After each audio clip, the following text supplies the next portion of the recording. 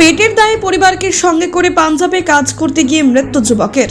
ঈদে বাড়ি ফেরার কথা, আর তার আগে ঘটে গেল মর্মান্তিক ঘটনা। পথ দুর্ঘটনায় মৃত্যু হলো যুবকের।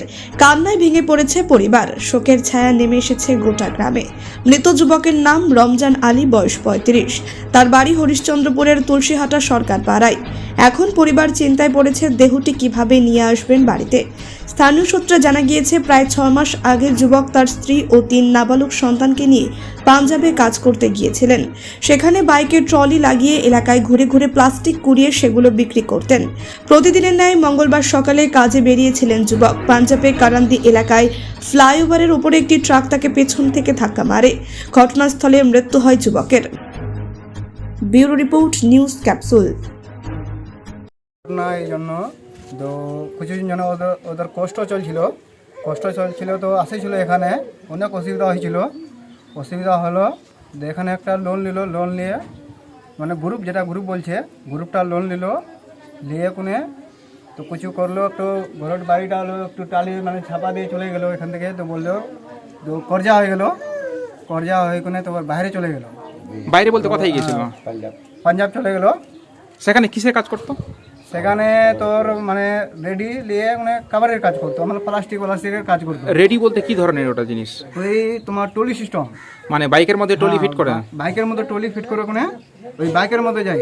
মানে কি কাজ করতো ওখানে যাই মানে কুড়ারও কাজ করতো, মানে প্লাস্টিকের মানে প্লাস্টিকের কুড়িয়ে তবে এক জায়গায় জমা করে বিক্রি করতো? হ্যাঁ, তেমনি জমা করে বিক্রি করতো ওখানে। কতদিন আগে কাজ করতে গেছিল? এখানে তো অনেক দিন আগে কাজ করছিল। এই আসছিল সামনে মানে ধরো 6-7 মাস হয়েছিল এই বাড়ি থেকে গিয়েছিল, তার জন্য এই ঘটনাটা হয়েছে। একাই গেছিল? একাই? আবার ফ্যামিলি সুদ্ধা গেছে, পরিবার সুদ্ধা গেছে। ওর পরিবারে কে কে আছে? ওর পরিবারে তোর 3টা বাচ্চা আছে, 2টা ছেলে আছে, একটা মেয়ে আছে, সঙ্গে স্ত্রী আছে? সঙ্গে স্ত্রী আছে। কিভাবে মারা গেল কি শুনলেন?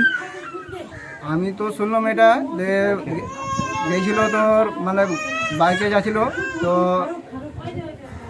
শুনলাম এটা রোডের মধ্যে জন্য দেখলে বড় গাড়ি একটু অ্যাক্সিডেন্ট পিছন থেকে ধাক্কা মারে দিয়েছে।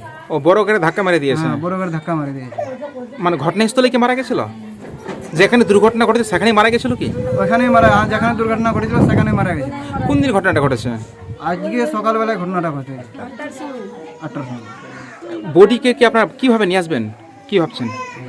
না, বডিকে তো আনার ভাবছি না, লেকিন একটু সাহায্য হতো।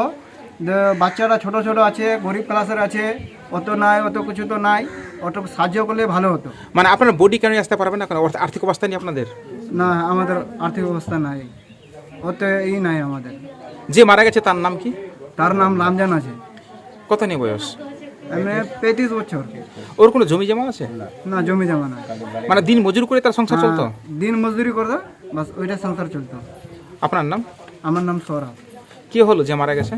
আমার বড় দাদা হলো। তোমরা ক ভাই? আমরা 4 ভাই। ও কত নম্বরে ছিল? ভাই 3 নম্বরে ছিল। বহুত দুঃখের বিষয় যে আজকে ভিন্ন রাজ্যে কাজ করতে গিয়েছিলেন, ওখানে একটা অ্যাক্সিডেন্ট ঘটে গেছে, দুর্ঘটনা। কোথায় এটা? এটা পাঞ্জাবে। তো কি দুর্ঘটনাটা ঘটেছে? দুর্ঘটনা ঘটেছে যে হাইওয়ের উপরে একটা এলপি ট্রাক এসে ওকে ধাক্কা মেরে দেয়, তখনই ও ডেথ হয়ে যায়। হসপিটালে নিয়ে গিয়ে ডেথ ঘোষণা হয়ে যায়। কি নিয়েছিল সে? সে ছিল বাইকের একটা ঠেলি, রেডা বলে ওটাকে, ওই ঠেলি নিয়েছিল, আসছিল অত কোথা থেকে মাল কুড়িয়ে টুড়িয়ে এক জায়গায় জমা করে ওটাকে আবার ওরা বিক্রি করে কোনো মতো পেট চালাতো। খুব গরিবের মানে আর কি, গরিব আছে আর কি।